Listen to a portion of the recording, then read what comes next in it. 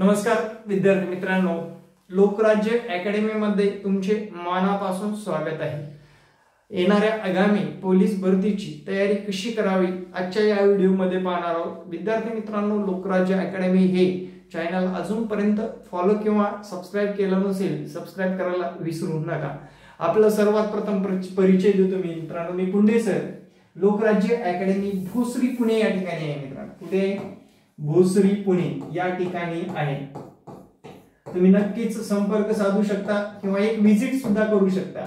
भोसरी मध्ये कुठे थोडक्यात पत्ता सुद्धा सांगतो, टिंगरे पेट्रोल पंपाच्या समोर लोकराज्य करियर अकॅडमी।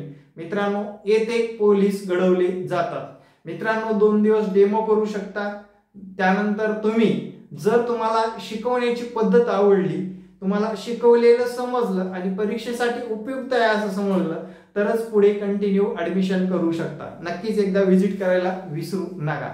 चला मित्रांनो, पोलीस भरतीचे नियोजन कसे करावे आजच्या या व्हिडिओ मध्ये पाहणार आहोत। आता मी तुम्हाला दोन्ही गोष्टींमध्ये सांगणार आहे। तर माझा संपर्क क्रमांक इथे देतो 9665484048। नक्कीच आपल्या परिसरातील विद्यार्थ्यांना शेअर करायला विसरू नका। तर मित्रांनो, लक्षात घ्या, भोसरी पुणे या ठिकाणी आपण अकॅडमी कडून कसं करून घेतलं जातं आणि प्लॅनिंग कसं करणं गरजेचं आहे या सर्व गोष्टी आपण पाहणार आहोत। सर्वात प्रथम आपले अभ्यासाचं नियोजन सांगतो, त्यानंतर ग्राउंडचं नियोजन सांगतो। मराठी व्याकरण हा पहिला विषय आपण निवडू। त्यानंतर आहे बुद्धिमत्ता।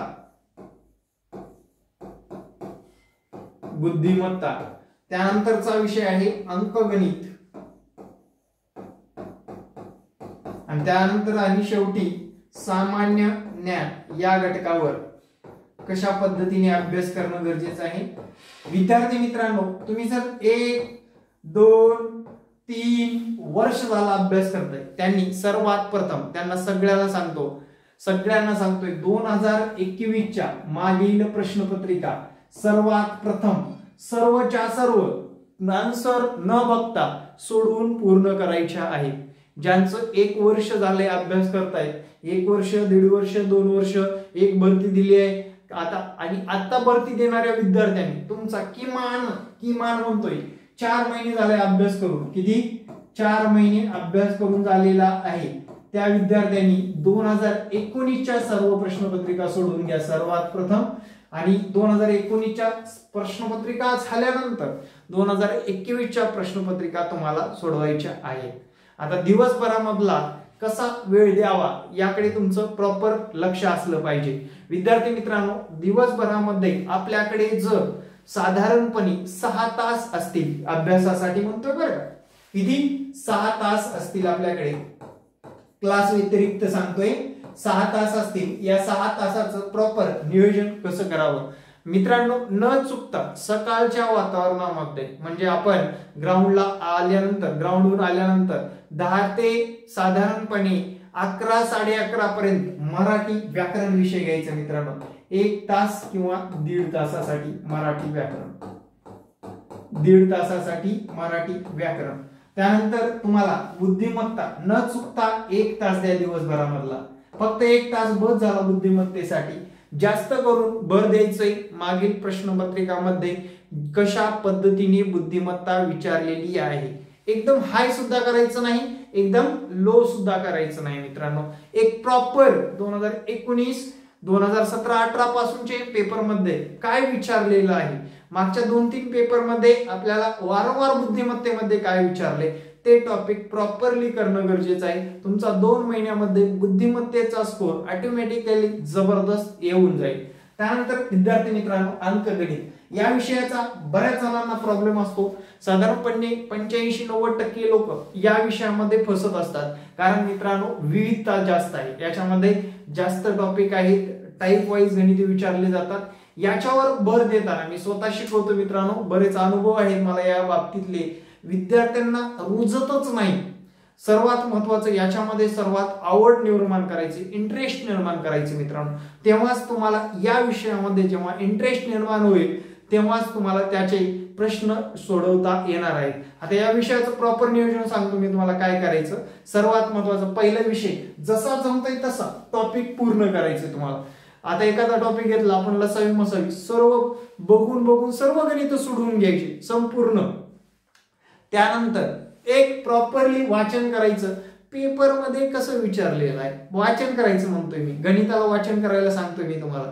पेपरमध्ये आपण जे काही सोडवलेले उदाहरणे आलेले आहेत का एकदा निरीक्षण करून घ्या.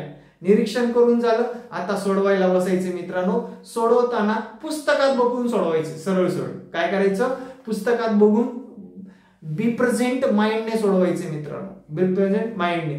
तोच टॉपिक पुस्तकामध्ये कशा पद्धतीने सोडवलाय हे जर एकदा व्यवस्थितरित्या कळालं, तुम्हाला या विषयामध्ये जबरदस्त मार्क पडायला कोणतीच अडचण येत नाही. जर तुम्हाला जर मार्गदर्शक योग्य असतील, तुम्ही जर योग्य मार्गदर्शनाखाली कार्य करत असाल तर अशा पद्धतीने तुम्हाला येत्या काळामध्ये काय करायचे, अंकगणिताच्या बाबतीत तुम्हाला काय करायचे, अंकगणिताच्या बाबतीत अजून एक गोष्ट करायची आहे. तुम्हाला मार्गदर्शकाकडून सर्व गोष्टी समजून घ्यायच्या व्यवस्थितरित्या. एखादी गोष्ट समजत नाही, वीकली त्यांच्याकडे जावा, पर डे त्यांच्याकडे जावा, त्यांच्या लेक्चरमध्ये त्यांना विचारा, सर मला हे जमलं नाही, डायरेक्टली मला सांगा, व्यवस्थितरित्या ते सांगतील. ते प्रॉपरली लक्षात ठेवायचं, बस एवढंच करायचं मित्रांनो. याच्यासाठी दिवसभरामधला 1.5 तास दिला पाहिजे तुम्ही. किती, 1.5 तास. आणि या चालू घडामोडीला सुद्धा तुम्ही 1 तास डेली द्या, तुम्हाला मार्क अजिबात कमी येणार नाही. मराठी व्याकरणला 1.5 तास, गणिताला 1.5 तास, हे झाले 3 तास. हे बुद्धिमत्तेसाठी 1 तास, हे झाले 2 तास, म्हणजे 3 आणि 2 5 झाले. आणि 1 तास डेली प्रश्नपत्रिका सोडवण्यावर भर असली पाहिजे. अशा पद्धतीने तुमचं 6 तासाचं क्लास व्यतिरिक्त नियोजन असलं पाहिजे. 6 तास प्रॉपरली पुढले 6 ते 7 महिने अभ्यास केलात मित्रांनो, तुम्हाला पोलीस भरतीमध्ये तुमचा 85+ स्कोर यायला कुठलीच अडचण नाहीये. आता सर आम्हाला GK वाचायला सांगतच नाही किंवा 1 तास द्यायला सांगताय, हे कितपत योग्य आहे मित्रांनो. 1 तासामध्ये सुद्धा जास्त करून चालू घडामोडीवर जास्त भर द्या आणि प्रॉपरली जे काही आपल्याकडे ठोकळा आहे, नोबेल प्रकाशन आहे, आपले सर शिकवतायत ते प्रॉपरली करायचं, बस एवढंच करायचं. प्रॉपरली या गोष्टीवर फोकस करायचे मित्रांनो. ठोकळ्यामध्ये ठोकळा तुमचा किमान 4 ते 5 वेळेस वाचून झाला पाहिजे. या व्यतिरिक्त वेळ काढून तुम्हाला ते पोथी वाचल्यासारखं सर्वच्या सर्व वाचून घेणं गरजेचं आहे. कारण काय आहे मित्रांनो, त्यातले प्रश्न जर बघितलं, इतिहासाचे मागच्या पेपरमध्ये प्रश्न आलेले आहेत 2, भूगोलाचे प्रश्न आलेले आहेत 3, राज्यघटनेचे आलेले आहेत 2, त्यानंतर चालू घडामोडीचा जर विचार केला 12 ते 15 क्वेश्चन आलेले आहेत मित्रांनो. मग डेली तुम्ही चालू घडामोडी करणं गरजेचं आहे की डेली तेच वाचणं गरजेचं आहे. चालू घडामोडीवर जास्त भर देणं गरजेचं आहे. चालू घडामोडीला प्रॉपरली तुम्ही कमांड आणणं गरजेचं आहे. चालू घडामोडी जेव्हा प्रॉपरली कमांड आणाल तेव्हा मित्रांनो तुमचा GA स्कोर खाली अजिबात येणार नाही आणि तुम्हाला त्याच्यामध्ये सुद्धा चांगल्या दर्जाचे मार्क मिळवता येणार आहेत. अशा पद्धतीने विद्यार्थी मित्रांनो तुमचं प्रॉपर नियोजन असलं पाहिजे. तर व्हिडिओ कसा वाटला नक्कीच कमेंटमध्ये सांगायला विसरू नका. येणारे प्रत्येक व्हिडिओ पाहण्यासाठी आपल्या चॅनलला सबस्क्राईब करा. धन्यवाद. जय हिंद, जय महाराष्ट्र. भेटू नेक्स्ट व्हिडिओ मध्ये. धन्यवाद.